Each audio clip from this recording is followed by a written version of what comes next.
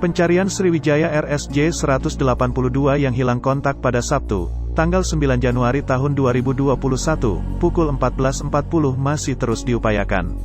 Hingga Senin kemarin pukul 9 pagi, Tim Disaster Victim Identification, DVI, Polri telah mengantongi 40 sampel DNA dari keluarga korban, 16 kantong jenazah, dan 3 kantong properti. Dari sana korban pertama telah berhasil diidentifikasi. Selain itu, analisis mengapa pesawat bisa jatuh pun terus berjalan. Komite Nasional Keselamatan Transportasi, KNKT, telah mengirimkan 2 orang untuk mengumpulkan rekaman berikut transkrip pembicaraan antara pilot dengan pengatur lalu lintas udara yang bertugas ketika pesawat jatuh. Mereka juga telah mendapatkan data mentah radar pergerakan pesawat.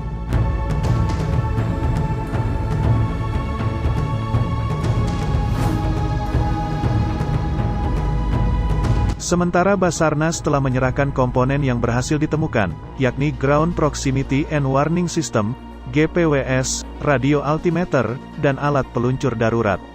Salah satu indikasi kuat yang muncul dalam kecelakaan ini adalah pesawat mungkin tidak meledak di udara. Saya menduga, jika terjadi ledakan di atas, pasti serpihan berada dalam radius yang sangat luas.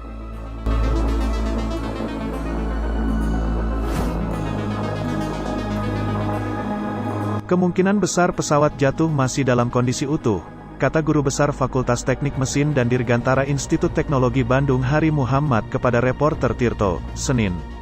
Berdasar data di Posko SAR Jakarta International Container Terminal 2 Tanjung Priok, per Senin, tim SAR menyisir titik jatuhnya pesawat dalam radius 25 nm garis pantai di 6 sektor dengan luas area pencarian masing-masing 37 nm persegi. Pencarian dilakukan di sekitar Pulau Lancang, Pulau Laki, dan Tanjung Kait. Jangkauan pencarian belum masuk dalam kategori yang Hari sebut radius yang sangat luas.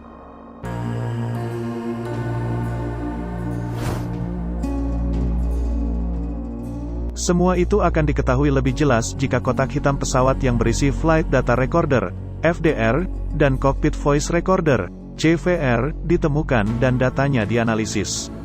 Lewat FDR, sikap pesawat, ketinggian, kecepatan, kondisi mesin, dan bidang kendali pesawat bisa diketahui. Bisa diketahui pula, misalnya, apakah mesin atau sistem kendali pesawat bermasalah. Sementara lewat analisis CVR, yang merekam percakapan pilot dan kopilot, dapat diketahui apakah misalnya seluruh orang dalam pesawat hilang kesadaran karena pesawat terbang menukik dengan kecepatan tinggi. Misalnya semua mesin pesawat itu mati tapi pilot masih sadar, mereka masih dapat menerbangkan pesawat dengan cara gliding.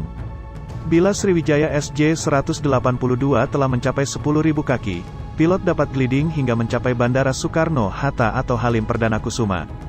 Pun jika terpaksa, dapat mendarat dan mengapung di laut, ditching. Ditching dalam kondisi seperti ini tidak akan memecahkan pesawat. Bisa juga mesin Sriwijaya SJ-182 masih menyala dan berkekuatan penuh, akan tetapi terbang menukik ke bawah dengan kecepatan tinggi.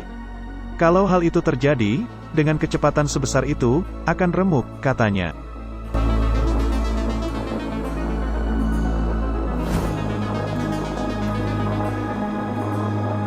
Hari mengatakan beban percepatan yang bisa ditanggung oleh pesawat komersial adalah 2,5 G.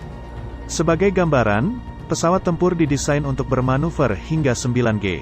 Lebih dari itu, struktur pesawat komersial bisa rontok. Ketua KNKT Suryanto Cahyono pun membenarkan dugaan ini. Dia bilang pesawat mungkin tak meledak di udara, tapi hancur karena benturan air. Hal ini sementara disimpulkan dari serpihan yang berhasil ditemukan. Menurutnya, serpihan itu tidak hancur mencurigakan, tapi natural karena benturan ke air.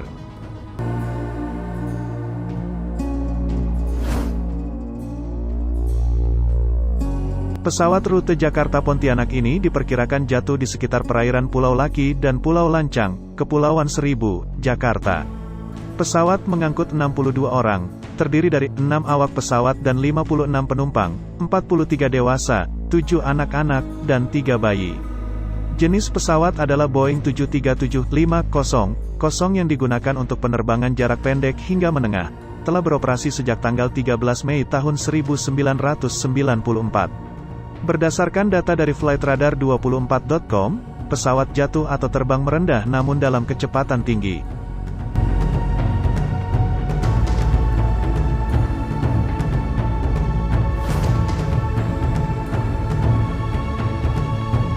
Dari data yang berbasis Automatic Dependent Surveillance Broadcast, ADS-B, pesawat itu diketahui lepas landas dari Soekarno-Hatta pada pukul 7.35 UTC atau pukul 14.35 waktu Indonesia Barat. Lantas pesawat berbelok ke kanan dan mendaki di ketinggian 10.175 kaki ketika melintasi garis pantai pada pukul 14.39 waktu Indonesia Barat.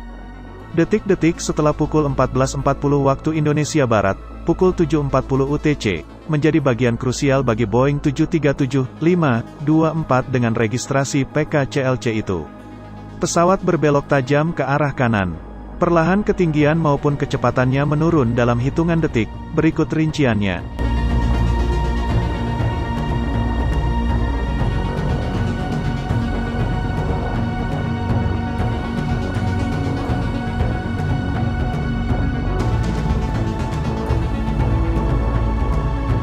Kemudian, pada pukul 14.40, 27 WIB, pukul 7.40, 27 UTC, pesawat yang pernah dioperasikan Continental Airlines dan United Airlines ini mencapai kecepatan tertinggi selama penerbangan, 358 knots. Dalam kecepatan maksimal tersebut, pesawat justru terbang rendah sekali, hanya 250 kaki. Dalam bahasa yang lebih awam, dalam waktu 19 detik, pesawat turun curam dari ketinggian 10.725 kaki menuju 250 kaki.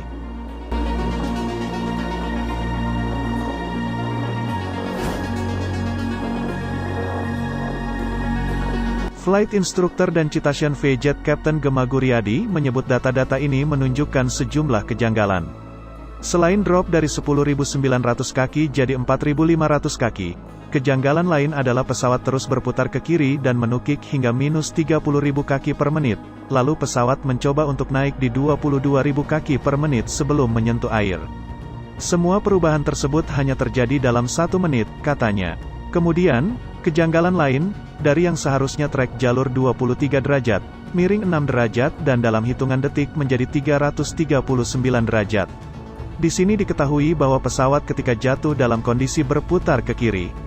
Dari data-data itu dia bilang, muncul dugaan adanya loss of aircraft control, yang benar atau tidaknya, harus dibuktikan melalui FDR dan CVR maupun metode lain secara menyeluruh.